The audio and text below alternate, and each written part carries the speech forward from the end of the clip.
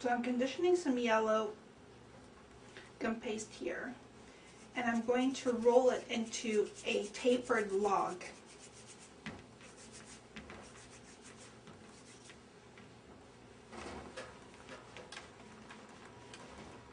And I would measure it to about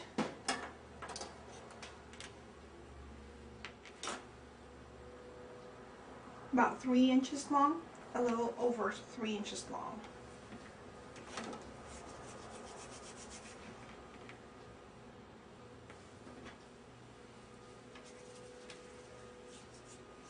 And then I will try to like dry it curve and make sure that the tip is smaller. And then to add texture to it, because Anthurium, this is the candle part of the Anthurium, and it has a little bit of texture to it. And I discovered that this mat, which is the same mat that I'm using for my vinyl pad, so that it doesn't slip or like roll over the place, I take this mat and roll my gum paste in it. There you go. You see how it texturizes it? So after I'm done with my candle, I'll take a number, this is a gauge 24 wire, thicker than the normal 26 that I use, because this is a bigger piece. As you see, it's a larger chunk of gum paste that I'm using, and I'm going to form an open hook on the end of this wire and brush it with a little bit of gum glue. The reason why I'm hooking this is so that when I insert it inside my candle, it will not come off after the gum paste is dry. I'm just going to take that, and it's just about 1 inch that I put it in, and I can feel it where it's at right now. So I'm going to dry this candle like at an angle like this, and I'm just going to put it right on a piece of foam so that it dries in shape. Don't dry it flat, because if you dry it flat, one side will be flat and then the other will be rounded. So you don't want to do that. So just dry it like standing up like this and just put it right on a piece of foam. So I'm going to take some red gum paste, and Anthuriums comes in a wide variety of colors too. They come in like off-white with a touch of pink and green. It also comes in just like a really nice, some medium green almost, and I really love that. But today we're going to make the red ones because it's just nice and striking, and I just love red. Red is my favorite color. So I'm just going to roll this piece of gum paste to about 1/16 of an inch, like even thickness. You don't need to make one end thicker, just like when we insert the wire, because you're not going to insert stem wire on here. And then I'll take my veiner, which is like a 1-part veiner. So I'm just going to roll that and make sure that all of that veining transfers into my gum paste. So I would even use this dog bone tool that comes with my set of gum paste tool, and just make sure that all of that veining gets transferred to it.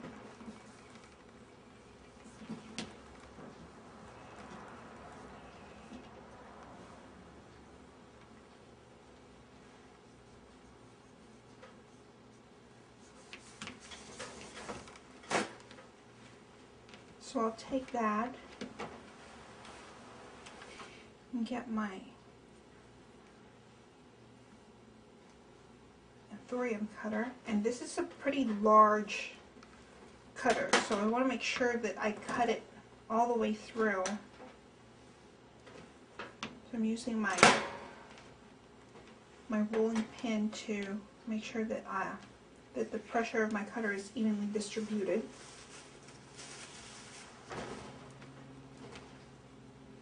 Make sure that it's all nice and clean cut.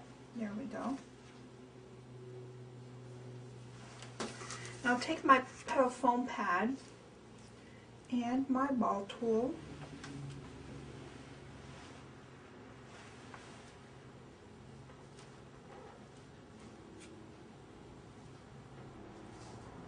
in that edge.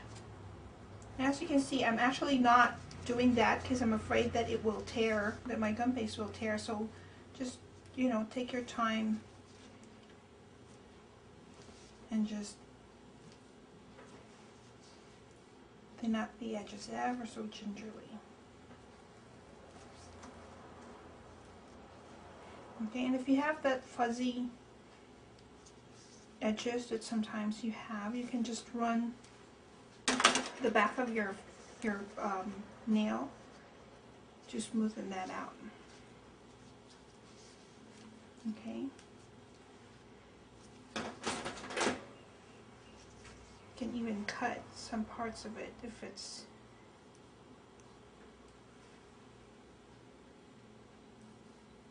because sometimes if your cutter is not totally clean, like I said earlier, if your cutter has a little bit of gum paste on it, it has a tendency of not cutting it clean. Okay, so after it's done, I will take a piece of paper towel, lay it flat on my paper towel, brush a little bit of gum glue there, and I will also put a tiny bit of royal icing.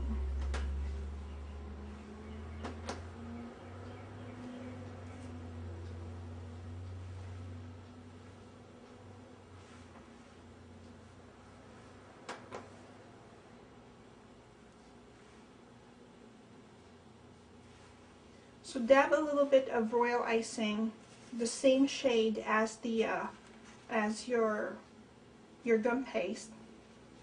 That way, because that is the only thing that will hold your candle in place.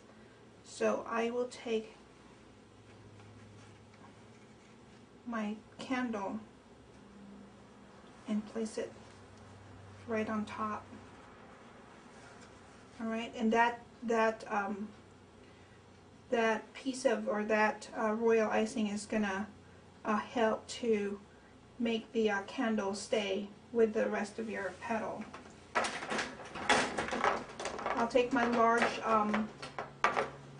dryer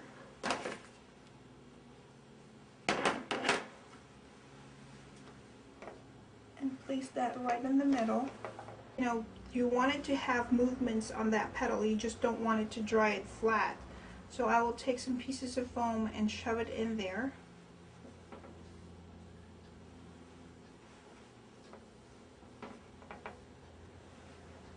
There we go.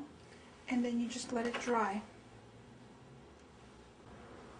So let it dry for about, I would say 48 hours, because you wanted to make sure that that petal is totally dry before you even, you know, do anything to it. So this is a dried up piece of dried up flower already, and we're ready to dust. Okay, so to dust, after you've dried up your flower already, and as you can see, this is pretty strong because we put in royal icing underneath it, which is the same color as your flower, and it's actually great. Royal icing is a really good adhesive for this because it acts like a cement, so your candle will not move. So I'll take a flat brush, and I'm going to use my palette petal duster here, and I'm going to use like a burgundy-ish color of petal dust, you can use, I'm using autumn red because I want that deep red color on my flower.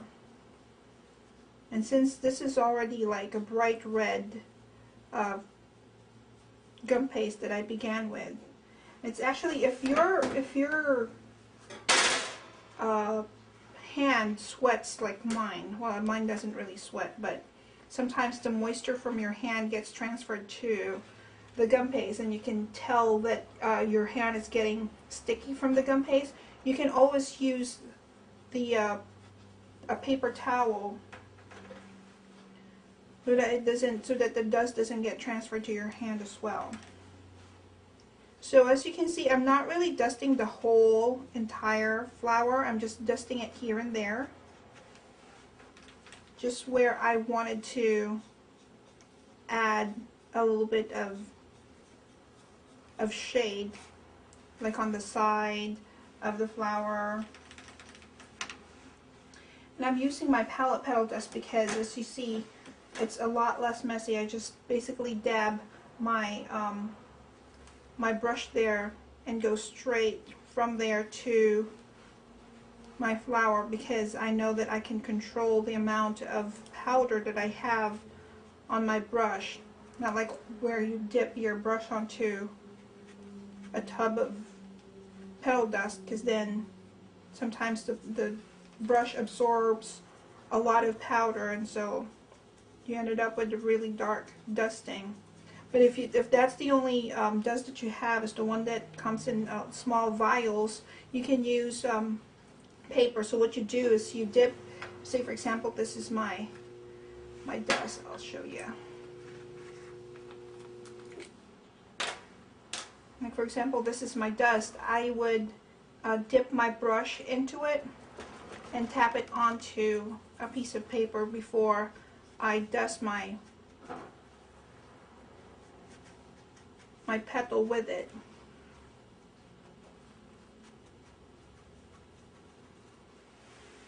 So I'm going to take a little bit of that same dust that I use and put a little bit, like a touch of red, right on the tip of my candle as well. If you're doing a green Anthurium, normally the candle is white and there's a touch of green right on the very tip of the candle as well. Alrighty. So Anthuriums are actually very shiny. So to achieve that shine on my flower, you can use pearl dust of course to add that shimmer, but really Anthuriums are very, very shiny. So what I use is, this is half vodka and half edible lacquer that I have here.